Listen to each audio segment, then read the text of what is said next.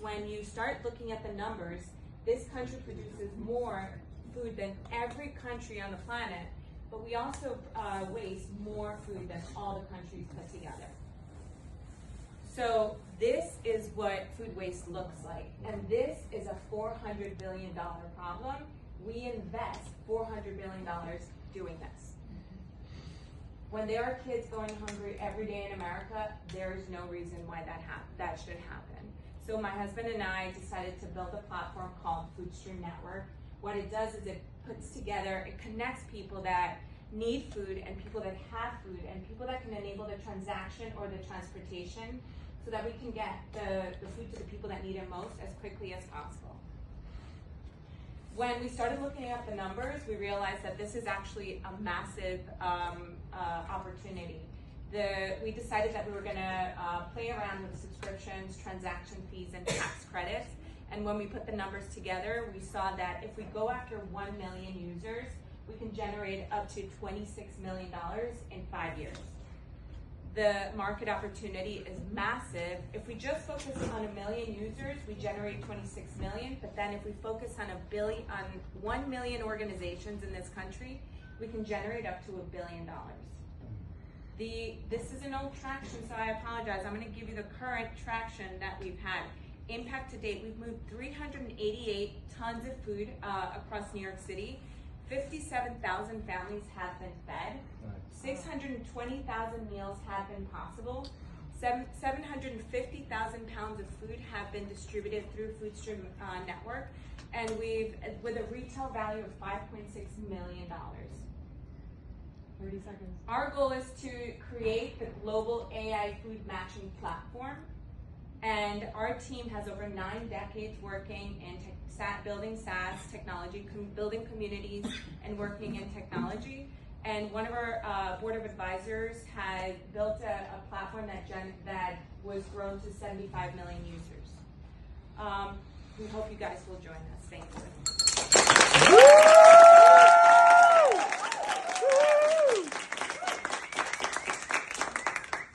What an amazing impact.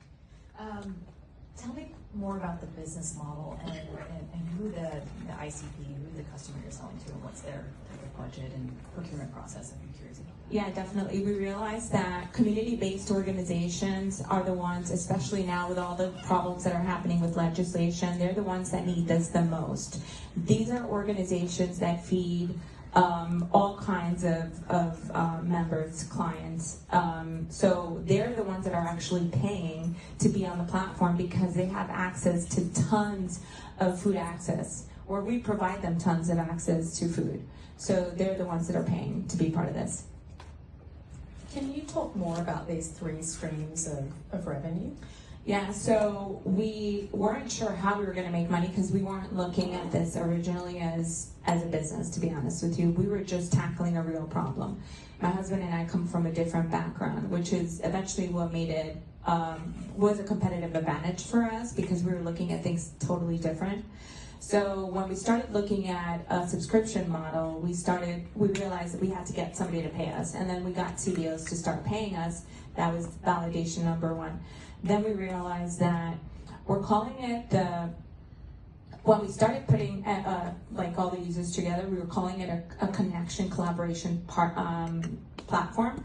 But then we realized that people had food and people needed food, but people also needed access to transportation services. So that's when we started putting in logistics and a logistics infrastructure that we're still building out, and that's what's going to generate the transaction fees. So we're going to charge drivers like the Uber model to use the platform so that they can move the food around.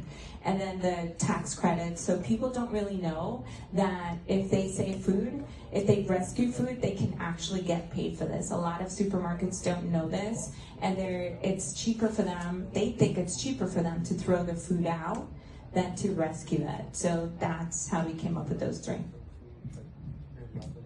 How are you identifying the supply?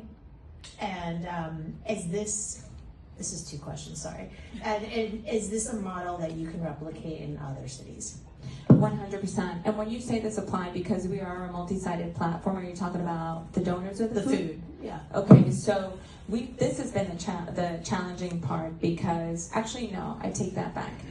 Food comes to us often from all over the place. We thought that originally the food would be coming from supermarkets.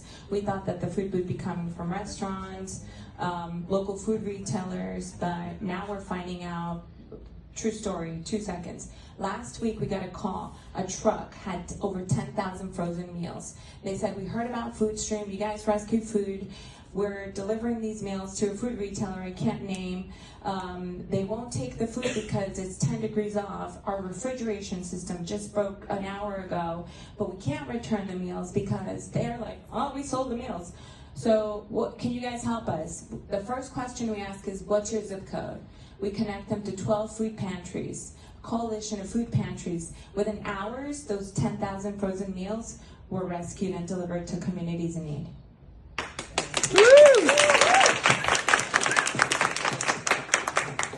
Thank you, Johanna. Amazing impact. I'm going to echo the investors part. Now we're moving to group 3, items vary. In short, we'll be starting